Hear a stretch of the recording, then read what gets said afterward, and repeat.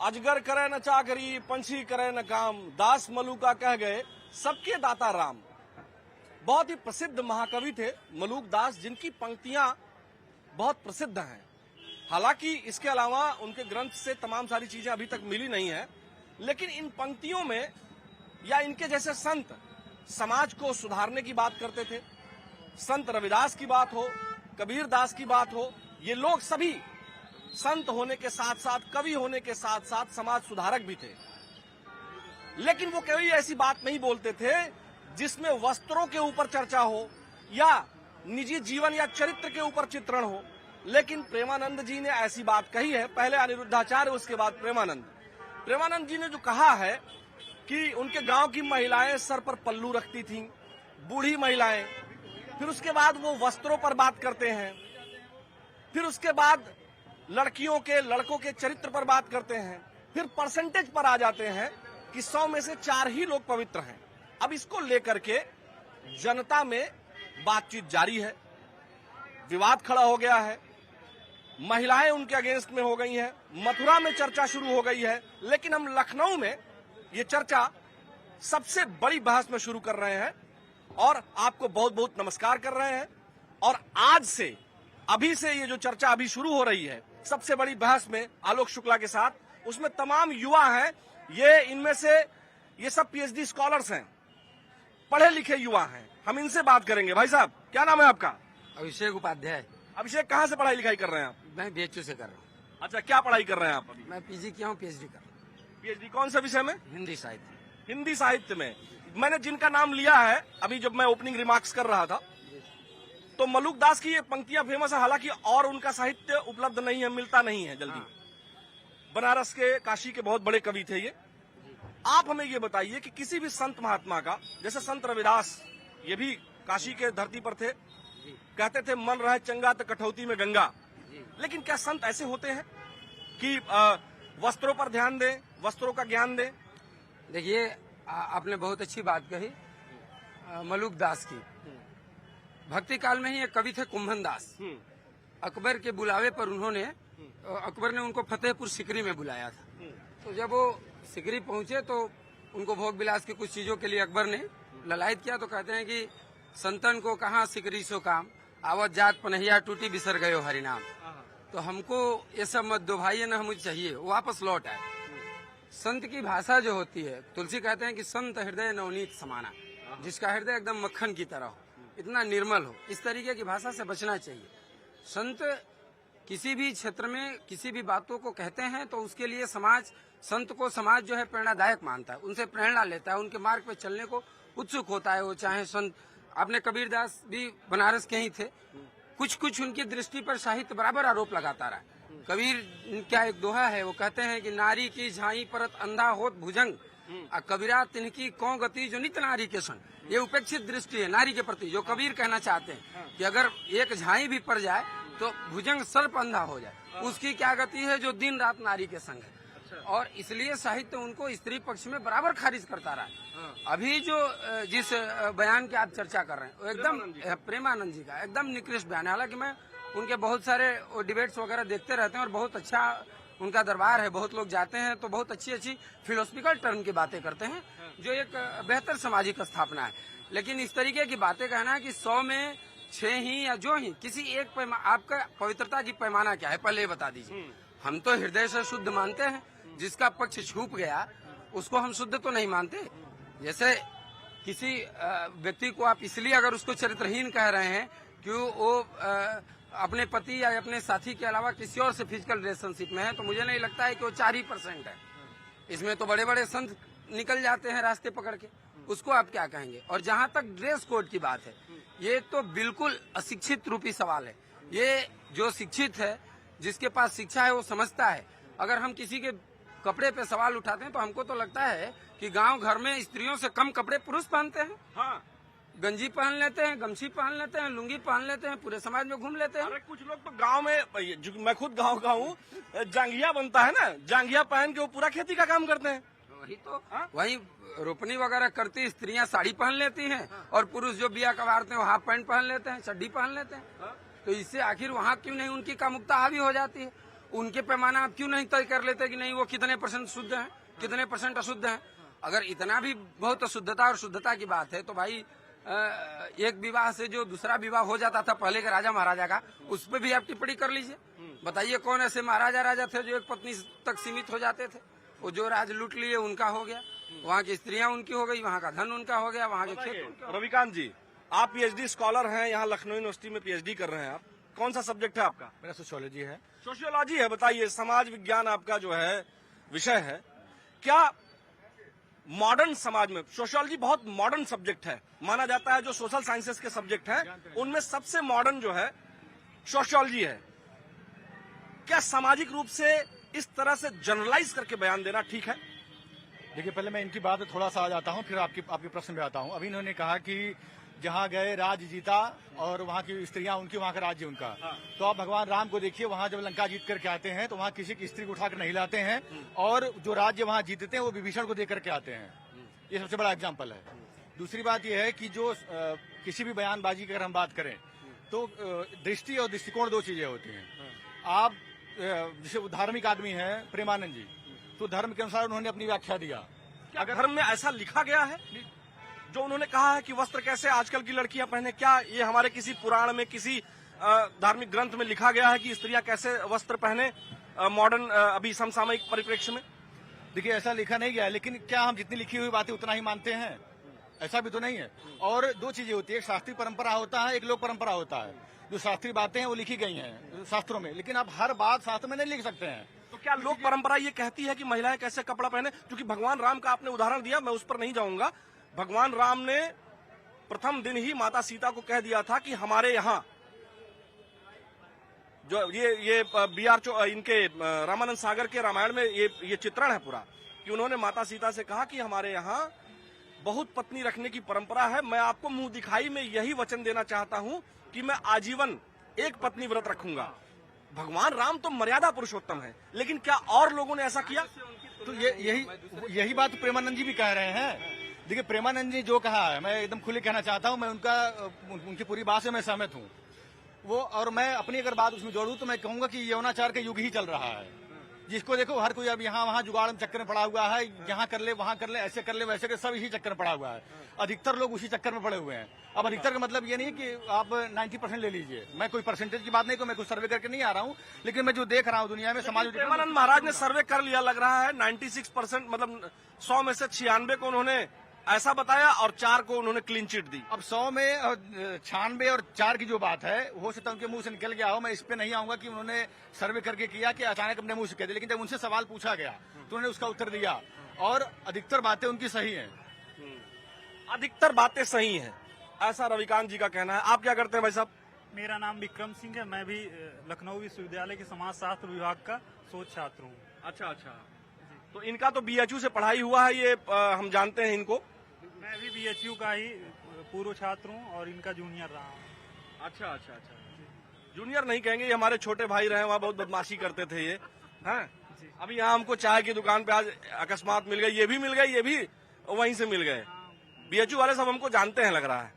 आप भी बीएचयू के सीनियर हैं तो बड़े भाई ही हुए। तो बताइए, मतलब प्रेमानंद महाराज ने ठीक कहा, गलत कहा, क्या कहा? देखिए, प्रेमानंद महाराज जी संत हैं, धर्म सत्ता उनके पास है, तो संत शास्त्र का वर्णन करता है।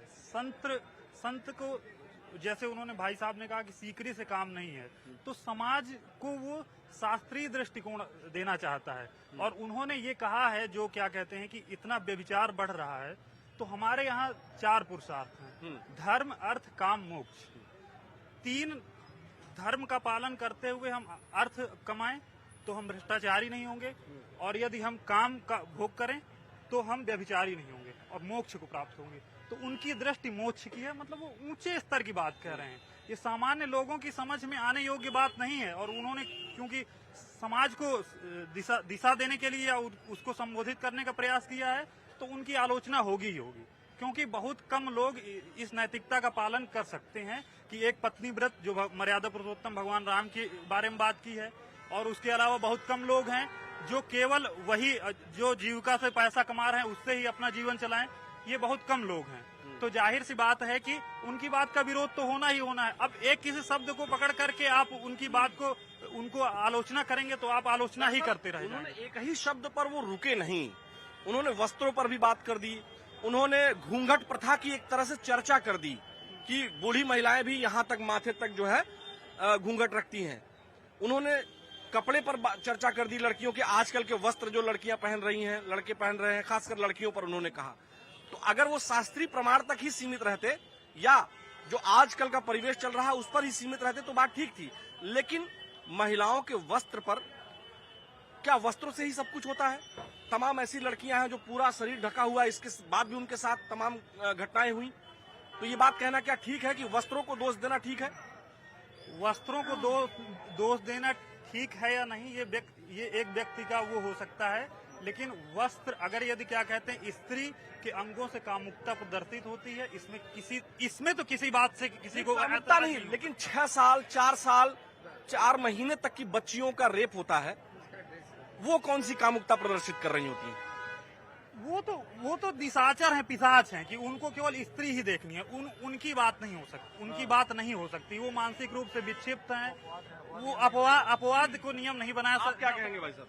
जी, क्या नाम है आपका? रोहित देव तिवारी नाम है। मैं सिविल सर्विसेज की तैयारी करता हूँ। अरे बहुत अच्छा, हमारी शुभकामनाएं हैं आपको। हाँ। जी, प्रेमानंद जी जो संत हैं सर, वो बहुत ही सम्मानित हैं हमारे समाज में, लोग उनको सुनते इसमें भी थे। कोई संदेह नहीं है, इसमें कोई इसीलिए संदेह चर्चा भी हो रही है क्योंकि वो सम्मानित व्यक्ति जी। हैं, हम सभी उनका आदर करते हैं और यही वजह है कि हम सभी दुखी भी हैं।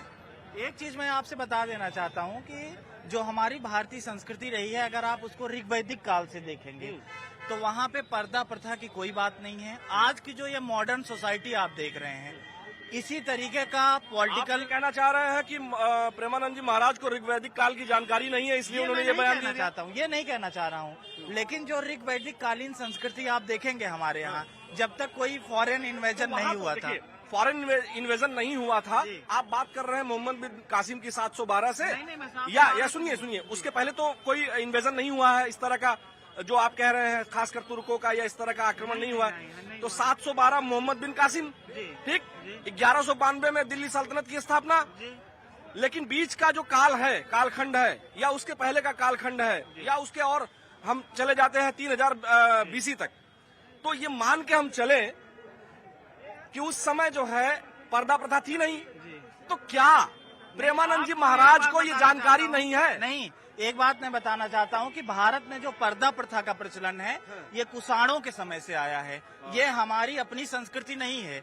वहाँ पे यवनिका शब्द का प्रयोग किया गया है, जो कि पर्दे प्रथा को प्रदर्शित करता है। यवन उन्हीं को कहा जाता था। जी। जैसे हम आचार्य विष्णुगुप्त कौटिल्य के समय की बात कर लें, तो यवनों को यानी अलेक्जेंडर से जोड़ के देखते थे, बिल्कुल, या मैसेडोनिया की तरफ के लोगों को यवन कहा जाता था। यही बस मैं आपको ये बताना चाहता हूँ कि आज की जो ये मॉडर्न सोसाइटी है, मैं ये जानता हूँ कि धर्म के साथ विकास अगर हो रहा है, अपनी संस्कृति के साथ विकास होना चाहिए। अंधाधुंध अगर हम लोग पश्चिमी संस्कृति को फॉलो करने लगेंगे तो वो गलत है। हमारे अपने पहनावे में, हमारी अपनी जीवन शैली में, उसमें हमारी संस्कृति और हमारा धर्म क्या बात करेंगे। हमारी अपनी संस्कृति में ही रहती हैं आदरणीय सांसद हैं समाजवादी पार्टी की डिम्पल यादव जी, उन्होंने तो बिल्कुल भारतीय परिधान पहना हुआ था, लेकिन मौलाना साजिद रशीदी ने कहा, हालांकि उनके ऊपर हमला भी हो गया है। हाँ, हमला नहीं होना चाहिए, लेकिन उनका बयान बहुत घटिया था साजिद रशीदी। नहीं, उनका बयान सर घटिया था, और दूसरी बात यह है कि वो जिस धर्म को फॉलो करते हैं, उस धर्म का देखने का नजरिया जो है महिलाओं को। क्या नाम है आपका? शादाब अजीम। शादाब, आप कल मिले थे, आप हमें ये बताइए कि महर्षि जो ये संत प्रेमानंद जी महाराज हैं, उनको आप क्या कहेंगे? इस तरह का जो बयान उन्होंने दिया, कल भी आपसे बात हुई थी, लेकिन वस्त्रों पर बयान देना क्या ठीक है? देखिए, बिल्कुल मैं ये कहता हूँ कि अल्फाजों पर काबू होना चाहिए। उनकी बात अगर देखा जाए किसी एंगल में वो ठीक भी है, क्योंकि हमारे समाज का आज माहौल बहुत खराब हो रहा है। जिस तरीके के पहनावे, आप कह रहे थे कि उनका बयान ठीक नहीं है, आज आप बदल गए। नहीं, अल्फाजों की मैंने बात की, अल्फाज उनके ठीक नहीं थे, लेकिन मैंने आपसे कल भी कहा था कि हमारे समाज का माहौल, हमारी सोसाइटी का माहौल ठीक नहीं है। आप भी माहौल देख के माहौल में आ जाते हैं। नहीं, बिल्कुल नहीं। आप कल वाला भी देख लीजिए, मैंने तब भी आपसे यही बात कही थी कि अपने अल्फाजों पर काबू रखना चाहिए। जिस तरीके से उन्होंने स्टेटमेंट दिए हैं, उस तरीके से बात नहीं करनी चाहिए, क्योंकि कोई आहत भी हो सकता है और सबके अपने राइट्स हैं। बस शब्दों के चयन को लेकर आपत्ति है। और यहाँ देखिए तमाम और लोग हैं, इधर हम फिर आ जाते हैं भाई साहब के पास। क्या नाम है सर आपका? आप भी यहाँ रेगुलर मिल जाते हैं, लग रहा है आपको पता चल गया यहाँ डिबेट होती है। मैं मुझे लगा आप अच्छा विषय उठाते हैं और इसलिए मैं चिंता करता हूं कि आप कहाँ हैं शहर में, आपकी चर्चा कहाँ पे हो रही है। अच्छा, हम यही रोज करते हैं चर्चा। दर्शकों, प्रतिदिन आप 4:30 बजे यहाँ आ जाइए, हम चर्चा यही करेंगे, रोज करते हैं। बिल्कुल, मैं पिछले 15 दिन से यही हूँ। और विषय बड़ा व्यवस्थित रखते हैं। आपका जो विषय है उस विषय पर चर्चा कर रहे हैं। खैर, यही चर्चा अगर आप रसीद होते तो हो सकता है ऐसे गंदे शब्द जो है डिम्पल भाभी के लिए वो नहीं बोलते। नहीं, हमने चर्चा की है और रसीदी पर भी यही चर्चा की है और लोगों ने रसीदी को कंडेम किया है। अच्छा, और रही बात श्रद्धेय संत प्रेमानंद जी की, उन्होंने जो बात कही वो एक व्यवस्था से जुड़ी बात कही, वो भारतीय संस्कृति से जुड़ी बात कही, ना कि ये मॉड्यूलर कल्चर की जो आज की पश्चिमी सभ्यता चल रही है उसकी बात करी। उन्होंने एक समाज को स्वस्थ और चरित्रवान बनाने के लिए संदेश दिया कि सब लोग सतर्क हो जाओ, इस पश्चिमी व्यवस्था से, पश्चिमी पहनावे से दूर हो जाओ। गोस्वामी जी ने भी लिखा है कि नारी जब माता सीता और अहिल्या अनुसुईया मैया दोनों मिलती हैं तो माता सीता और अनुसुईया का संवाद होता है, तो वो भी यही लिखते हैं कि जो है एक नारी का जो एक सोच होनी चाहिए, जो नारी का एक विचार होना चाहिए। सोच और विचार से वस्त्र पर कहाँ आ गए? बाबा तुलसी ने वस्त्रों को लेकर कभी कमेंट नहीं किया है, कोई टिप्पणी नहीं की है। अरे दिव्य वसन भूषण पहराए, नवनीत मंगल अमल सुहाए। गोस्वामी जी ने लिखा कि सुंदर वस्त्र दिए, और वो भी वस्त्र दिए जो सीता माता का कैटेगराइजेशन नहीं किया कि सुंदर वस्त्र, कैसे वस्त्र सुंदर वस्त्रों में आएंगे। आभूषण वस्त्र उनको छुपा के रखा जाता है, और वो भी नारी का गला और नारी का मांग का सिंदूर ढका रहना चाहिए। भारतीय संस्कृति की एक पहनावे का एक, ये कोई लेखनी का विषय नहीं है। ये जो हम वस्त्र पहने हैं ये सब निकाल के फेंक दे तब भी कोई कुछ नहीं कहेगा। अंडरवियर पहन के घूमे, थोड़ी देर लोग कहेंगे यार मानसिक विक्षिप्त है क्या, उसके बाद कहेंगे नहीं ये इसी स्वभाव में रहते हैं। एक भारत के जो पहनावा है, धोती कुर्ता है, पैंट शर्ट है, और सब ये पहनावा भारत का पहनावा है। अरे नहीं है, लेकिन आज के समाज में चल रहा है। लेकिन आज के समाज में अगर लड़कियां जीन्स पहन रही हैं, टी शर्ट पहन रही हैं, तो क्या गलत है? देखो एक चीज बताएं पत्रकार महोदय, आप बात को छोलिए नहीं, आप बताओ मेरी बात। आप देखिए जिस तरफ ले जाना चाह रहे हैं उधर मैं नहीं जाऊंगा। एक सभ्यता होती है, नहीं एक सभ्यता हमारी बहन नहीं, पुरुषों को सब आजादी दे दी जाए। इधर आइए भाई साहब, पुरुषों को सब आजादी हो जानी चाहिए। इन्होंने पैंट शर्ट को बताया भारतीय परिधान है, आपको पता नहीं है भारतीय परिधान के बारे में। आपको एक मिनट रुक जाइए। भारतीय परिधान बिना सिला हुआ कपड़ा होता है। भारतीय परिधान में कहीं मतलब वो सिलने वाली बात नहीं होती है, जो पुराने समय की बात होती है। या प्रेमानंद जी महाराज खुद सिला हुआ कपड़ा नहीं पहनते हैं, है ना? तो क्या सबको नहीं, तो गृहस्थ नहीं है। संत प्रेमानंद जी अपने जैसा ही सबको बनाना चाहते हैं। अरे देखिए गिरहस्थ, सुनिए आपको एक बात बता रहा हूँ अंकल जी। गिरहस्थ की जो बात कर रहे हैं वो संत से भी अस्ताचल में बने ऊपर की चीज है। वेद में कहा गया है कि गिरहस्थ तत्वेसा धर्माणाम सर्वेशा मूलमुच्यते। गिरहस्थ जीवन है सभी धर्मों का मूल है। अगर गिरहस्थ को आप संत से इतर मत देखिए, गिरहस्थ तो सबसे बड़े संत हैं। देखिए हमारे भाई का ये जो खड़े हैं, आप जो है टी शर्ट और जीन्स पहने हुए हैं, लेकिन कितना बढ़िया संस्कृत बोल रहे हैं। वस्त्र से ज्ञान का क्या अभिप्राय है? वस्त्र से चरित्र का क्या अभिप्राय है? पुरुष और स्त्री के भेद से भी किसी ज्ञान का अभिप्राय नहीं। जैसे उन्होंने कहा कि पुरुष खड़ा होकर टॉयलेट कर सकता है, एकदम नहीं, वो भी अश्लीलता है। आप भी करते हैं तो है, अगला भी करता है तो है। आप किसी को देखिए, आलोचना जो उनकी हो रही है, आलोचना बुरी चीज नहीं है। आलोचना। नमस्कार, कैसे हैं? बहुत बढ़िया, बहुत बढ़िया। अब ये बताइए, संत प्रेमानंद जी का ये जो बयान है महिलाओं को लेकर की, वस्त्रों को लेकर की, घूंघट प्रथा, मतलब एक तरह से उन्होंने चर्चा की कि महिलाएं जो है, उनके गांव की बुजुर्ग महिलाएं भी सर पे यहाँ रखती थी, लेकिन आजकल के कैसे कैसे वस्त्र लड़कियां पहन रही हैं, लड़के पहन रहे हैं। क्या एक संत को इस तरह का बयान देना चाहिए? देखिए, ये एक अपना विचार है, किसी का कोई विचार है, किसी का कोई विचार है। अब आप आज के युग में देखिए तो नहीं, आजकल की लड़कियां जो हैं वो अपने हिसाब से चलती हैं, उनको वेस्टर्न कल्चर ज्यादा पसंद है। तो आप किसी को रोक नहीं सकते किसी भी चीज के लिए। लेकिन जहां तक की बात है संत प्रेमानंद जी महाराज की, तो वो इसमें कोई दो राय नहीं कि वो आज की युग के एक अवतारी पुरुष गिने जाते हैं, और उनका एक जो सोच है, जो विचार है, वो आम आदमी को अंधकार से दूर भगाने की बात है।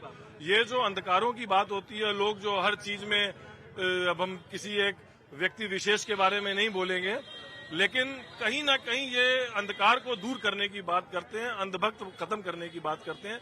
ये प्रैक्टिकली बात करते हैं, ये वो बात नहीं करते हैं कि कैसे हैं आप? बहुत बढ़िया है। चाय पीने आए? चाय पीने आए हैं, शर्मा जी की चाय, पानी गिर रहा था, हमने कहा शर्मा जी की चाय पी ले। सब लोग कानपुर से आए हैं, हमारे सब भाई लोग। बात है, ये देखिए हमारे जो वीडियो जर्नलिस्ट हैं रवि गुप्ता जी, ये भी कानपुर के हैं। देखिए भाई, आपके यहाँ के लोग आ गए हैं। सब लोग कहते हैं नमस्ते, कैसे हैं? इधर आ जाते हैं हम। आपका क्या मानना है, प्रेमानंद जी का जो बयान है वो किस हद तक सही है, गलत है, क्या है? देखिए, एक तरफ से हम लोग कह रहे हैं कि औरत मर्द के बराबर है। देखिए, मेरा पर्सनल विचार है, मैं किसी के बारे में बात नहीं करता। आज के जो हालात हैं, हम किसी को बांध कर नहीं रख सकते। वो पुराना टर्म गुलामी वाला काम खत्म है। हम औरतों को बांध कर गुलामी नहीं करा सकते। वो उनके वस्त्र पहनना, ये पहनना ठीक है, ये हमारे अपने पर डिपेंड करता है, हमारे संस्कारों को, कि हमने वस्त्र किस प्रकार के कितने पहनने हैं, ये पहने हैं। ऐसा नहीं कि वस्त्र गलत, वो पहनने से सब औरतें गलत है, ऐसा नहीं है। क्या साड़ी पूरी पहनने से या सूट पूरे पहनने से औरतें गलती होती है? ये कोई बात नहीं है, कोई क्वेश्चन मार्क नहीं है। इसलिए मेरा पर्सनल ये कहना है, वस्त्रों को लेकर कोई कमेंट नहीं है। जो पहनना चाहे पहन सकता है। ठीक बात है, जो पहनना चाहे। बाबू जी, आप क्या कहेंगे? चलिए, ये आदमी की सोच पे निर्भर करता है। हाँ। उसकी कैसी सोच है। अगर उसकी अच्छी सोच है तो वो कम कपड़ों में भी माँ, बहन और बेटी देखेगा, वरना सोच अगर खराब है तो वो साड़ी में भी गलत नियत से देखेगा।